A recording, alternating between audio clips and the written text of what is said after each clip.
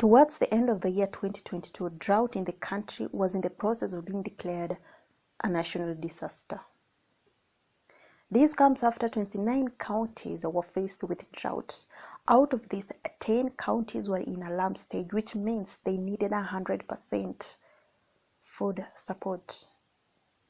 According to the Red Cross statistics, 4.3 million Kenyans are facing food insecurity due to drought. 1.7 million expectant women and children are acutely malnourished, and 2.5 million livestock have died, which were the source of income and food to the residents of northern part of the country. Government has responded, where the President, Dr. William Ruto, announced 1 billion shillings set aside to mitigate this disaster. And on Tuesday, Kenya received 16 billion shillings aid from United States Agency for International Development, USAID, to aid the drought as one of the mitigation. It also provided food assistance such as sorghum, maize, and cooking oil for families in dire need. Kenya have urged the government that as they help the families in dire need, they should see long-term sustainable solution to this disaster. Some of the suggestions included investing millions used in relief to do water infrastructure, especially in asal areas. The other suggestion was to invest in irrigation and to do benchmarking with countries like Israel on how they cope with drought.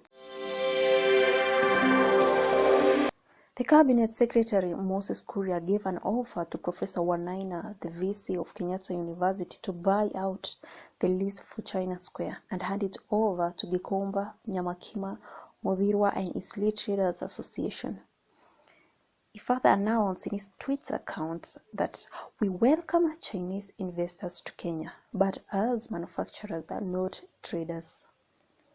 Sections of Kenya have reacted by some going against the closure of China Square because they find it affordable.